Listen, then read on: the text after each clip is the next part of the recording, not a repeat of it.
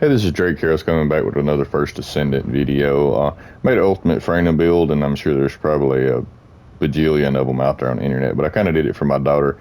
She really likes Ultimate Freyna, and we farmed it out together. It took me a minute to get out the video because we did it the old-fashioned way. We actually farmed it out, waited for the cooking times and all that, and actually, just got it finished up like yesterday. So, I mean, this is what it came in. But I found a couple interesting things about Freyna that I didn't realize before, and I'll try to show it off as best we can here. Now, I really don't have anything great. Like, I didn't go out and farm a God tier reactor or none of that. I'm not running Slayer set, so I'm not getting a 24. I mean, you could get a lot more damage out of it. You could get 24% more skill damage by running Slayer. You could carry the Secret Garden to get another 50% skill damage. But I find, as far as mobbing goes, really, you don't need anything else. You just pop two abilities and everything dies. You walk off, plumb through level 10. Usually I do my leveling in the sterile lands, Kuiper mining operation, and I mean, honestly, wave 10, you can pop two abilities and then run to the next section. By the time you get there, everything's dead. So really, I didn't see the sense of putting more damage into the mobbing side of it. But, yeah, we'll summon these guys in. Alright, we're going to do some level 100s. We'll do 9 of them, and we'll spread them out as far as possible, because I found a kind of interesting interaction here. Alright, we'll go to our mobbing setup first, and I have Contagion on here. I'm going to pop this off for now, just to show. And the interaction I had, they buffed her so that really you don't need Contagion anymore, and actually Contagion makes you lose damage if you look at it by the numbers. So, like, the extra modifier, the Panic, or the Despair, when you put the Contagion on, that goes away. You know what I mean? So, honestly, it's less damage, but what I found is, like, and I got the wrong weapon out, sorry. There we go. Is that when they die, I made them immune. Sorry, I'm an idiot. Let's respawn these dudes. Alright. What I found is when they die, you have a chance. I don't know if they'll do it this time. There. It stopped. And what I can figure out, the best I can figure out, and someone can correct me if I'm wrong here, is the way this reads is every time something dies to room 0 trauma, it spreads toxic puddle, and enemies nearby get infected with room 0 trauma. Alright, but what's happening for me in particular, it probably wouldn't matter on 400% dungeons because of the mob density, but on like the Kuiper mining, I kept having trouble with it, because if they die to the Panic modifier, or if they die to the Despair modifier, it breaks the link in the chain, because technically it's reading it as they did not die to room 0 trauma, so they do not explode and leave the poison puddle behind, and it's breaking the link in the chain of spreading your poison. So that's why on this particular build, I found you do less damage, which it's still more than enough damage. And honestly, I haven't even fully catalyzed it. Like, you could catalyze one more, throw in one of the other new, and I'll go over this in a second, one of the other new mods, and get even more damage out of it. But for me, it's plenty the way it is. But yeah, once you throw Contagion on here, let's resummon these guys. And we'll spawn them so they'll die. What this does is it modifies it to where you lose that extra damage modifier. So the only thing they have to die to is room 0 trauma. So every time one dies, you have 100% chance that it will spread to the next one. It prevents the break in the link. So, I mean, for 400% dungeons, I probably wouldn't run it. For everything else, I have been running it, and it has been great on the sterile lands, block Kuiper mining. I mean, honestly, it makes no sense, because you're losing an entire modifier. You are losing a lot of damage. But it keeps that third modifier from accidentally not proccing the Contagion links here, and then you just have to start over. Everything in the section doesn't die like you want it to, and that's why I found that this seems to work best. And I take it as you will. Like I said, there's still a lot more damage to be got out of it. I will go over. I mean, basic, I just HP and defense, I run that on everything. I did throw HP collector on there just because, you know, mobbing, everything's dying, you don't even have to be there. You basically, as long as something's dying to poison, you can't be killed. And then I did focus on tech and focus on toxic just for a little bit of cooldown, you know, and that's the max that you're gonna get out of these before. And I got the 2 new mods, and I have them in the other build. I've only got 1 in this one, but it's tech amplification and toxic amplification. And I found that technically it's better to run it, and I show it in the Boston build, but you could throw that other one in there and get even more damage out of this. Toxic amplification will give you another 65% toxic damage on top of what you just saw. So I mean, they're more than enough damage. But you know, nimble fingers for cooldown. Skill expansion is good because your puddles just are big enough that, and I found that skill extension is almost a must, because you want those to stay down long enough that the next enemy spawns in them or has time to walk in them before they go away. But what that basically, of course, we're not working on our 4th ability on this. This is just for mobbing. But basically what that gets you down to is your toxic puddles stay on the ground 5.5 seconds instead of 4 seconds. They have a 5.8 meter radius instead of a 3 meter radius.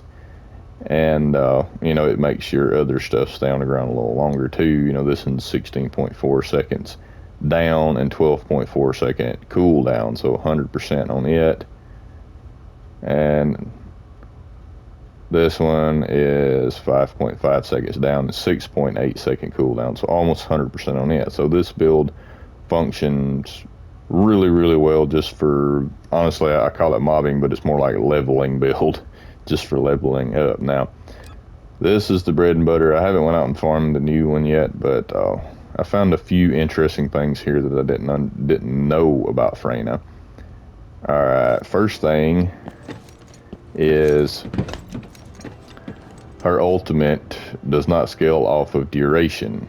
Like, you can put more duration. Like, I don't have duration on this. I'm getting a little bit from this, but that's it. But if you'll look at it on paper here, it says that it's 45 shots is max bullets. Alright, for some reason that, say like if we do this gun has no modules on it. So if we do our 4th off it, we will have 45 shots. Alright. Now if we do it off of my Thunder Cage, which has 1 expand weapon charge on it, we do it off it, we'll have 67 shots. And if we do it off of my Excava, which I just threw it on there because I had it, and you know, it was just kind of my junk gun anyway. I don't use it for anything. But I mean, literally all we've got on it at the moment is just magazine size, as much magazine size, and fire rate, because fire rate does affect how fast it shoots. Alright, when we pop it on it, we have 85 shots. So that's our thing. And I found, and let me summon a guy in here. We're going to turn this back to 1. Make him invincible. I found that you do not really, I mean, it's tight. It's tight, but you don't need duration. See, the only thing that affects it is the duration. You need to have enough duration to be able to get all the shots out, because it only lasts for 10.9 seconds. But what I found is you can click it, roll the animation, cancel it, and then you'll have just enough time to get all 85 shots out with, you know, and that frees up a mod slot on your build that does not have to be dedicated to duration anymore. But yeah, that was one thing I didn't know, like, and I tried, and I'm gonna mention it. I tried short precision shot here because, you know, at full stacks it gives you an extra 20% fire rate, but from my testing it doesn't really, you don't have enough time. It takes 10 seconds for it to fully stack, and you've only got 10.9 seconds of duration, so it only reaches max stack about time it's over with. So you can see we got short precision shot, and you can see our timer down here at the bottom.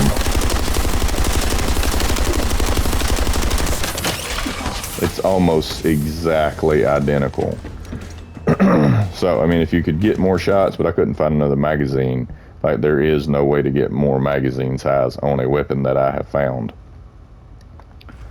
So yeah, really this is just a, I mean, it would just be taking up space,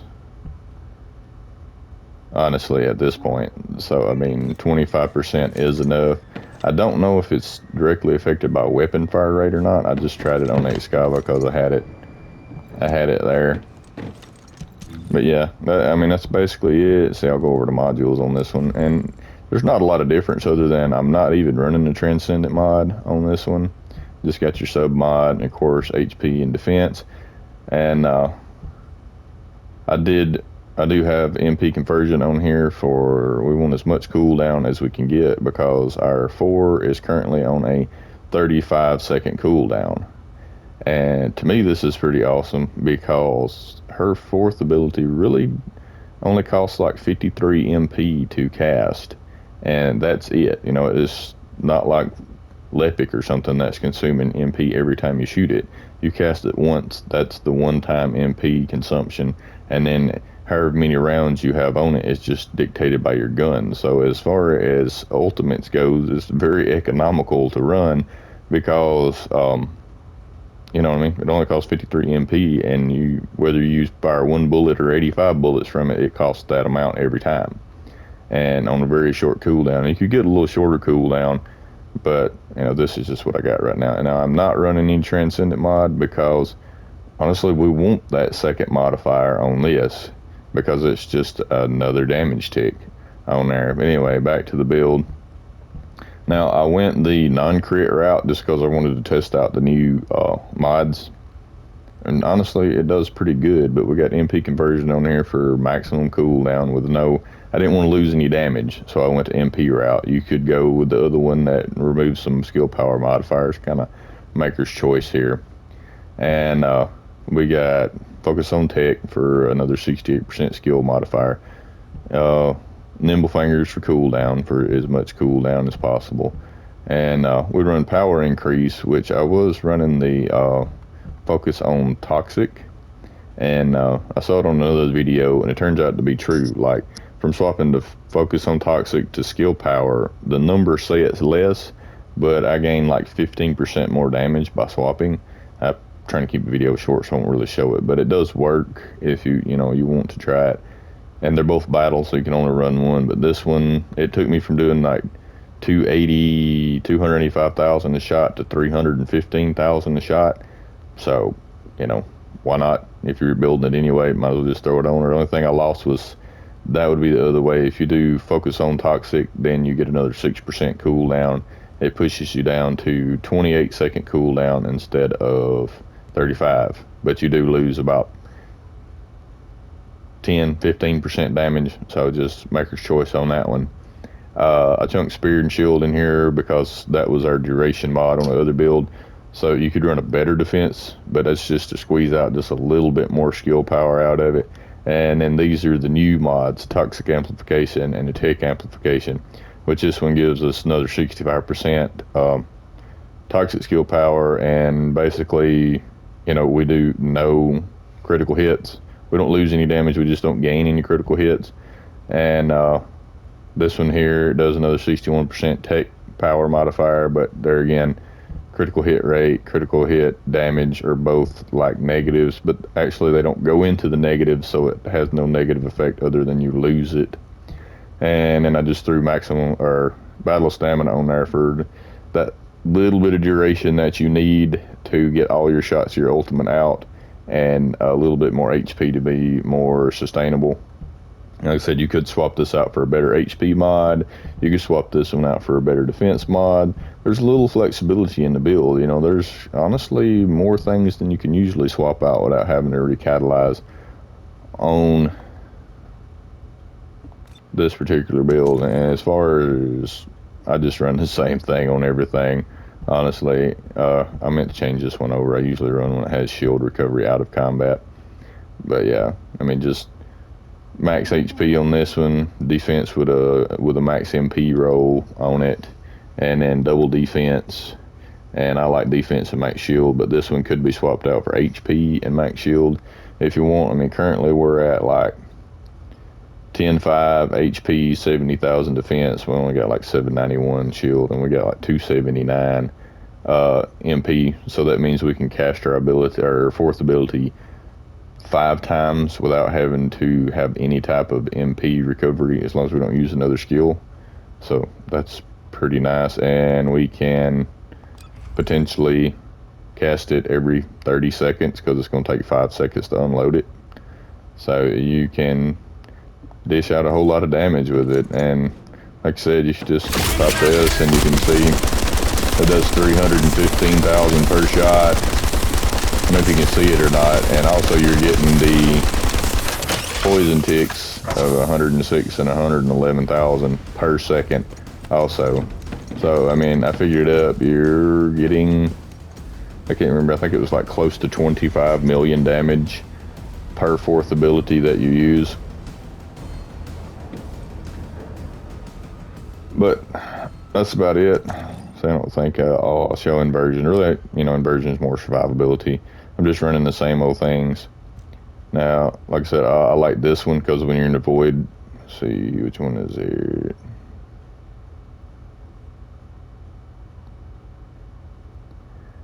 I did not realize they updated that. Why would they do that? They nerfed it. They nerfed it really hard. Like before the update, this gave you, I'd hate to spit out a number, it was over 2%. Each stat gave you over 2%. I think it was like 3%. I think you got 9%. Now they've nerfed it to where it's like not even, and they extended the time it takes too. Now it's every 150 seconds instead of every, I think it was 120 seconds before. Why do they keep nerfing stuff? I mean, does it really hurt that you're a little more survivable? That's crazy. Okay, so that one's garbage. Ignore that one. They nerfed this one too. Great. I guess I should have looked at that. Now it's only a minus 2% incoming damage modifier, where I believe before it was a 3 to a 4% incoming damage modifier. So yeah, they nerfed the inversion effects. Yay, next on. Like, what, we were too survivable? We got people out here melting bosses in 5 seconds, but you nerf the survivability. Great choices, great choices. But anyway, that's the inversion. Like, I usually run this one, or say,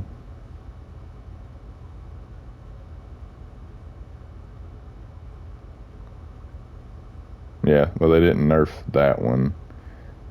That's for every time you're defeating enemy, you get 9.5% health for 30 seconds with no cooldown, up to 5 stacks, which is, it's okay. It's just a little more, you know, survivability. And every time this is active, you get a 2% reduced damage modifier, which was better before they nerfed it.